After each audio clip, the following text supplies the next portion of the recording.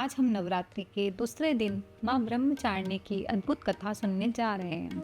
आज की कहानी सिर्फ एक कहानी नहीं है, यह तपस्या की शक्ति का प्रमाण है, प्रेम की पराकाष्ठा का उदाहरण है और सबसे बड़ी बात यह हमें सिखाती है कि सच्चा प्रेम क्या होता है। क्या आपने कभी सोचा है कि एक स्त्री कितना कष्ट सह सकती है अपने प्रिय के लिए? क्या आपने कभी कल्पना की है कि 5000 साल तक बिना अन्न जल के तपस्या करना कैसा होता है? आज मैं आपको एक ऐसी कथा सुनाऊंगी जो आपके रोंगटे खड़े कर देगी। सबसे पहले जानते हैं कि ब्रह्मचारिणी नाम का क्या अर्थ है। यह नाम दो शब्दों से मिलकर बना है, ब्रह्म और चारिणी। ब्रह्म का मतलब है तपस्या और गहरे अर्थ में ब्रह्म यानी परम सत्य।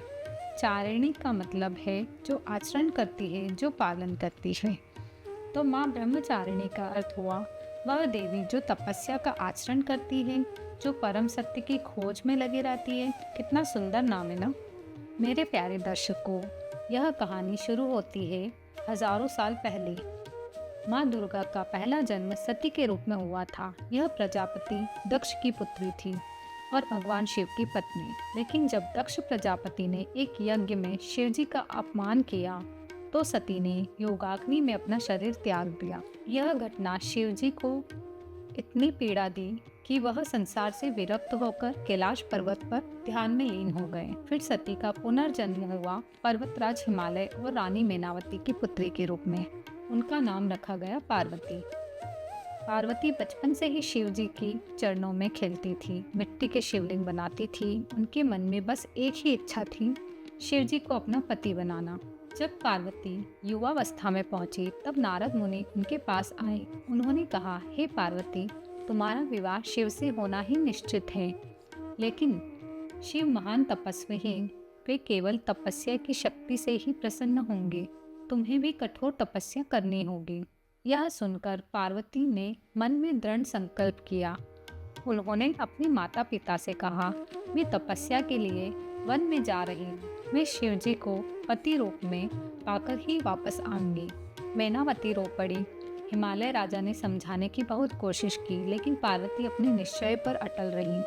5000 वर्षों का कष्ट और अब शुरू होती है वह तपस्या जो पूरे ब्रह्मांड में अनुपम है। सुनिए इस तपस्या की कठोरता। पहले 1000 वर्ष पार्वती केवल फल फूल खाकर तपस्या करती रही। कभी धूप में, कभी बारिश में, कभी ठंड में वह अपनी साधना जारी रखती। अगले 100 वर्ष उन्होंने फल भी छोड़ दिए, केवल पत्तियों पर निर्वाह करने लगी। शरीर दुर्बल होता गया, लेकिन संकल्प और भी मजबूत होता गया। अगले 3 वर्ष अब वे केवल गिरे हुए बिलपत्र खाती थी, क्योंकि बिलपत्र शिवजी को प्रिय है। अंतिम चरण। और फिर आया वह समय जब उन्होंने बिलपत्र भी छोड़ दिए। हजारों वर्षों तक वे बिना अन्न जल के केवल हवा पर जीवित रहकर तपस्या करती रहीं। इसलिए वे अर्पणा कहलाई। जब मैनावती रानी ने अपनी बेटी की यह दशा देखी, हड्डियों का ढांचा बन गया, शरीर आंखें धंस गई, लेकिन चेहरे पर तेज वैसा ही, तो वे चीख पड़ी, उमा उमा उमा, ऐसा मत करो। इसलिए पार्वती उमा भी कहलाई। इधर पार्वती तपस्या में लीन थी, उधर स्वर्ग में बड़ी समस्या थी। तारकासुर नाम का राक्षस देवताओं को परेशान करता रहता था। उसे ब्रह्मा जी से वरदान मिला था कि उसे केवल शिव का पुत्र ही मार सकता है। लेकिन शिवजी तो ध्यान में लीन थे। देवताओं ने सोचा, कामदेव को भेजकर शिवजी के मन में काम वासना जगाते। कामदेव गए और उन्होंने अपना प्रेम बाण चलाया। शिवजी का ध्यान टूटा। वे क्रोधित हुए और अपना तीसरा नेत्र खोलकर कामदेव को भस्म कर दिया। यह देखकर पार्वती और भी दृढ़ हो गई। उन्हें पता चल गया कि शिवजी को केवल तपस्या से ही जीता जा सकता है, काम वासना से नहीं। अब आता है कहानी का सबसे दिलचस्प हिस्सा। जब पार्वती की तपस्या से तीनों लोग हिलने लगे, तब खुद शिव जी ने उनकी परीक्षा लेने का निश्चय किया। एक दिन एक बूढ़े ब्राह्मण के रूप में शिवजी पार्वती के पास आए और बोले, हे बालिके, तुम किसके लिए इतनी कठोर तपस्या कर रही हो? पार्वती ने कहा, मैं भगवान शिव को पति के रूप में पाने के लिए तप कर रही हूँ। यह सुनकर वे बूढ़े ब्राह्मण बोले, अरे पागल लड़की, उस शिव को पति बनाना चाहती हो? वह तो शमशान में रहता है, सांपों को गले में पहनता है, भूत प्रेतों के साथ नृत्य करता है, न कोई घर है न संपत्ति है, हमेशा गांजा पीता रहता है। तू अपनी यह तपस्या छोड़ दे और किसी अच्छे राजकुमार से विवाह कर ले। यह सुनकर पार्वती आग बबूला हो गई। उन्होंने कहा, चुप रहो, मेरे प्रियतम की निंदा मत करो। शिवजी ही सबसे महान है।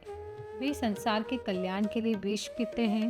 वे महान योगी है, वे दयालु हैं, दीनों के रक्षक हैं। मैं उन्हीं को अपना पति बनाऊंगी, चाहे हजारों जन्म लेने पड़े। यह सुनकर वे बूढ़े ब्राह्मण मुस्कुराए और अपना असली रूप दिखाया। वे तो खुद शिवजी थे। वे बोले, हे पार्वती, मैं तुम्हारी तपस्या और प्रेम से प्रसन्न हूँ। तुमने सच्चे प्रेम की परीक्षा में सफलता पाई है। पार्वती की तपस्या से प्रसन्न होकर सबसे पहले ब्रह्मा जी प्रकट हुए। उन्होंने कहा, हे देवी, तुम्हारी तपस्या अद्वितीय है। ऐसी तपस्या आज तक किसी ने नहीं की। तुम्हारी इच्छा पूर्ण होगी, तुम शिव की पत्नी बनोगी। फिर शिवजी ने प्रसन्न होकर कहा, हे पार्वती, तुमने जो तपस्या की है वह संसार के लिए आदर्श है। मैं तुम्हारे प्रेम के आगे नतमस्तक हूँ। आओ हम विवाह करें।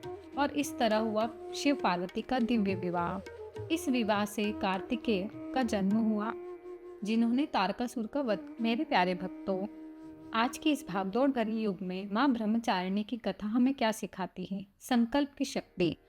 जब आप किसी लक्ष्य की तरफ बढ़ें तो पार्वती की तरह अडिग रहें। कठिनाइयाँ आएंगी लेकिन हार न मानें। सच्चे प्रेम की परिभाषा। सच्चा प्रेम वह है जो परखने के बाद भी अटल रहे। पार्वती ने शिव की निंदा सुनकर भी उनका साथ नहीं छोड़ा। तपस्या आज भी जरूरी। आज की तपस्या है अनुशासन, नियमित अभ्यास, समय का सदुपयोग, माता पिता का दुख। पार्वती ने अपना लक्ष्य पाया लेकिन माता पिता की चिंता भी समझी। आज के बच्चे भी अपने सपने पूरे करते समय परिवार का ख्याल रखें। तो देखिए कैसी अद्भुत है माँ ब्रह्मचारिणी की कथा।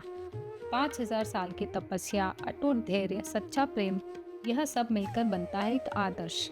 आज का संदेश, जब लक्ष्य साफ हो, संकल्प दृढ़ हो और प्रेम सच्चा हो तो कोई भी मुश्किल आसान हो जाती है। अगर यह कथा आपको प्रेरणा दे रही है तो लाइक करें, अपने परिवार और मित्रों के साथ शेयर करें। कमेंट में बताएं कि आपको सबसे प्रेरणादायक क्या लगा। सब्सक्राइब करें और बेल आइकन दबाकर नोटिफिकेशन ऑन करें। धन्यवाद। जय माता दी, जय ब्रह्मचारिणी।